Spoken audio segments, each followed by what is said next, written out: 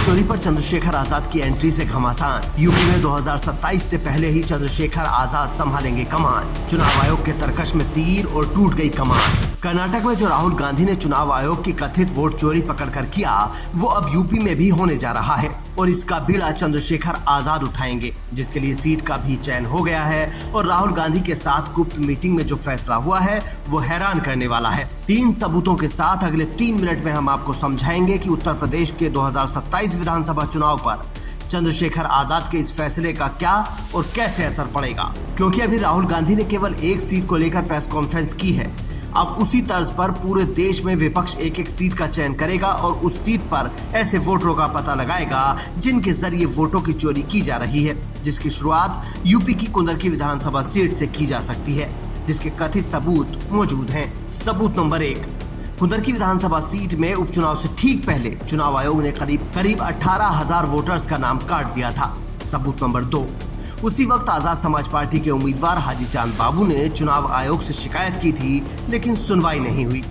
सबूत number 3, Samajwadi party ने ऐसे वोटर्स का शपथ पत्र के साथ चुनाव आयोग को लेटर भेजा था जिनके नाम काट दिए गए थे, लेकिन चुनाव आयोग ने कोई कार्रवाई नहीं की। और अभी जो उपचुनाव हुआ था, जहां पर पुलिस खड़ी होकर के अपनी सर्विस रिवॉल्वर निकाल करके वोट रोक रही थी, और मैं आपसे कहता हूं कुंदरकी का आप सीसीटीवी रिकॉर्डिंग निकाल के लाइए, आपको पुलिस मिलेगी जो पुलिस वोट डाल रही है। क्योंकि अयोध्या में ये लोग हारे थे तो मिल्कीपुर हराना जरूरी था।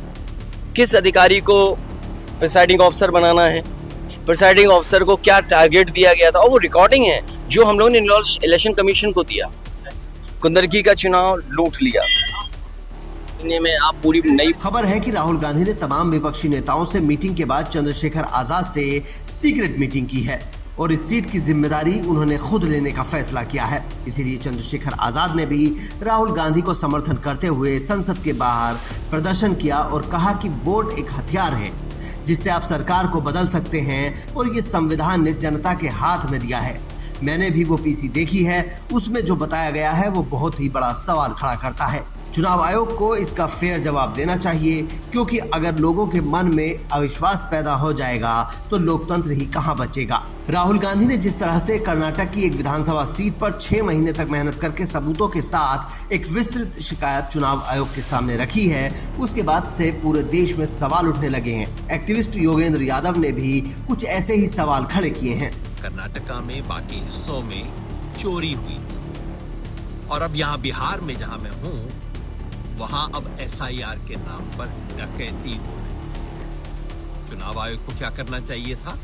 चुनाव आयोग कहता हम इसकी जांच करेंगे, किसी से गलती हुई है उसको सस्पेंड करेंगे और देश के सामने पूरे तथ्य लेके आएंगे। कर क्या रहा है? धमका रहा है। चुनाव आयोग नेता विपक्ष को धमका रहा है, एफिडेविट दो, झूठे पाए जाओगे तो जेल में जाओगे। मतलब चोर की दाढ़ी में तिनका। सोचिए 2027 के विधानसभा चुनाव से पहले अगर यूपी में भी कुछ सीटों पर इसी तरह की जानकारियां जुटा ली गई और विपक्ष पूरे देश में ऐसे करने लगा तो चुनाव आयोग को मजबूरन जवाब देना पड़ेगा।